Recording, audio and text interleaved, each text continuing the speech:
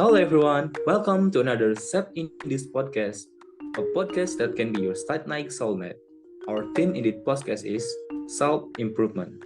How was your day? I hope you guys are doing well because today we will talk about something important, especially for us college students. I'm Rendi. I'm here together with my partner Khanti. Hello Khanti. Hi, Rendi, and hello, everyone. We are here very excited to bring this podcast because today, as what my partner already said, we're gonna talk about something very important and fundamental for us, named storms that builds me right now. As a human being, we should always be improving. So, anything related to self-improvement will make the better version of us. And today, we will talk about it. So, without further ado, make yourself comfortable, get a nice drink, and let's start this podcast. But wait, I think we missed something. Randy, how come we forgot to introduce our special guest star today? Oh my god, okay, sorry.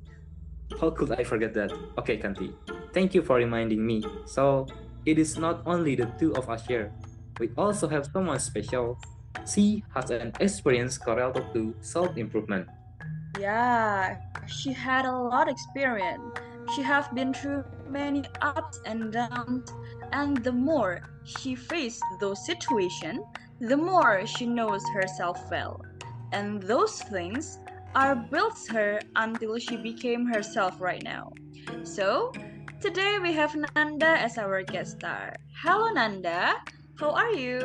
Hello, Khanti and Rendi. I'm good here. Hope you guys are doing good as well. Thank you, SEF Unsoed, for inviting me to SEF in this podcast. I'm very happy to be here and hopefully we're going to discuss it nicely so it will be beneficial and impact our self-improvement. Same goes to us. Thank you for your willingness to be here and spend your time to discuss it together. I can't wait any longer to start this discussion. So, Nanda, as you had a lot experience about self-improvement, I hope we would get an insight that able to increase our self-improvement as well. So, what is self-improvement for you? What do you think about self-improvement itself? Okay, as a theoretical, self-improvement defined as a process that comes out as an improving especially in self-potential. So by that, we're gonna be able to improve ourselves in any aspect. But for me, self-improvement is improvisation everything in ourselves to proceed to be in a better way. Alright, so for you, self-improvement is everything that make the better version of us. So why exactly do you always improving yourself? Is there any situation that makes you realize about the importance of self-improvement? The main reason why I always try to improving myself because I feel tired about any insecurities and I want to overcome them. The difference is how you face it and deal with your insecurities. By that, I feel like every person has their own way to conditioning themselves to be the better version of them. Your explanation about the reason why you always keep improving is very awesome. So you want to overcome your insecurities. Anyway, is there any turning point in your life that made you put more intentions for your self-improvement? Turning point that gave me the lessons of importance to improving is when I was in vocational high school. I think I'm not choosing the right major back then. I don't even know what my talent is. After I graduate, I chose to take a break for a year and maybe try another major in the university. So I chose to gap a year so I can prepare everything more and know what should I choose for the next step. Wait, why did you decide to take other major in university and take a gap year at that? Isn't it kind of wasting your time? If you said it is wasting my time, then it may be true. Wait, you admit that it is such a waste of your time? And I think it was something full of risk. Why you still choose to be in that way? Those 3 years of vocational high school is such a waste of my time. first I stay and continue my major to the higher degree, it will be pretty expensive. How come I let my parents pay in a big amount while I'm not even into the major I studied? Secondly, by choosing the other major, it also be possible that I'm not gonna into it as well, and maybe I am taking a wrong major again. Thirdly, I actually have a chance to work that has the same field with the major that I had back then. It was like the work relation between my school and this company. By your answer, I could see that there is something beneficial for you if you choose to work in the same field as your major at the time, with the work, relationship, and stuff. Then why you choose to keep finding any option for the future? By all the consideration, I still take the risk to a gap year and find other major. Because basically in my major back then, I usually got not spirit at the class. It even affected to myself, to my feeling, and stress got me sometime. It may be true that I'm pretty good as a theory, but when it comes to practice, I'm not really good in it. I see. So, did you feel any pressure when you were in high school? Of course I do. Alright, Nanda. By all your stories background, you said that you have insecurities back then. Is it correlated to the pressure and stress that you faced back then? I do very insecure at that time, how I seeing my friends that were very good at IT while I'm not good in it. And by that I feel like I'm getting trapped in routinities that not even giving me any good impact. And how you deal with those problems? How I deal with them, I try to look at any pressure situation as chance for me to learn each day. Also, I learned that I don't want to getting trapped in a wrong major and big insecurities anymore. So you accept and realize your situation. Then look at everything that happens is a chance for you to learn, to improve. But have you ever in a situation when you cannot accept the situation and accept yourself? Been in their position for sure.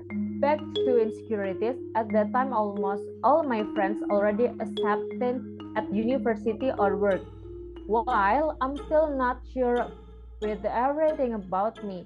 Not gonna lie, sometimes I feel so useless. Whoa, you even feel a bit negative at times. But how did you face it in a right way? I was trying my best to still take it in a wise way. I tried to improve myself by minimizing my insecurities. I was also making a priority list for myself. I tried to choose to work and having an online shop while I'm on my gap year at that time. So, when you do feel negative, you will try to face it wisely. And looking at your priority list, there is two options, work and online shop. Which one did you choose? I don't choose one of them. I try both, study for SBMPTN test, apply for any work, also doing my online shop. I was so confused which one is the best for me. But I will never know the answer if I'm not try all of them. Besides that, I also pray for Allah may He giving the best to me. Because I believe that Allah is the one who knows what the best for me. And I believe everything is never apart from God's plan. By that time, I realized how stressful work life is. I also learned how to manage everything as well as I can, since I have to study for tests and work as well. Oh, okay, I see. There must be a huge process for us to be that way, to manage everything wisely and accept the current situation, then take it as a learning test for us.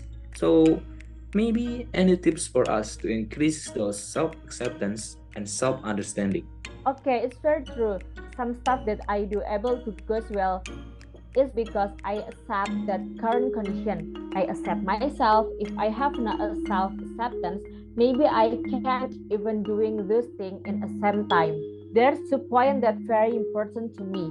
I apply and getting acceptance to work. This is how I want to reduce my insecurities. Besides that, I still study for SBMPTN test. Because being a college student is also my dream. Self-acceptance doesn't mean that you are accept the condition and surrender with that. However, it means that you accept yourself and try to make things better as good as you can. These 2 points are very important because we know what we want, then we try to make it happen. By that, we will try our best to reach our dream.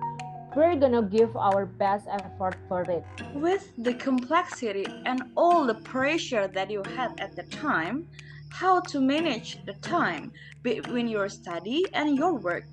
I manage the time by doing those things together and prepare to spend my time to study. I work at 8 to 5, then 6 until 8 p.m. for pray and eat with a bit rest. Then having a sleep for 2 hours and start to study in the middle of the night. I was studying from 12 to 2 a.m. when I have a rest day from work, which is weekend.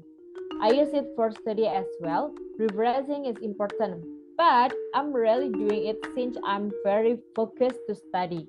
So you able to manage your time and even sacrifice your sleep hour and weekend to study. With all that sacrifice, how you are right now? Are you happy with all the improvement that you had and all the decision that you have made? Of course, I'm very happy with my condition right now. With the braveness that I have to choose something, I'm also able to have a sight about how work life is. And with my decision by choosing cross major, I know how the happiness when you are in a major with the subject that you actually love. By that experience, whenever I feel a bit lazy, I try to look back to my struggle back then, which is not easy at all. What a very nice story and tips. Anyway, by those awesome experience, could you give us any tips for our listeners that maybe are confused when they are facing by two options?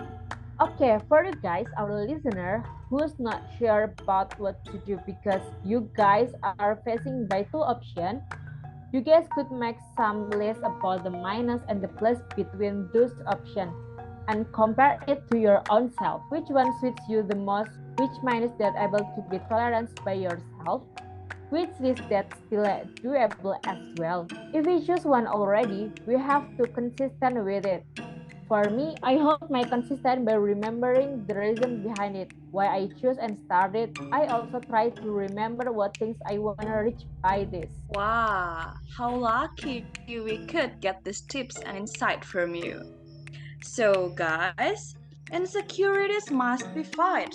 Don't give up in it. Also, self acceptance doesn't mean that you accept totally what happened without doing anything.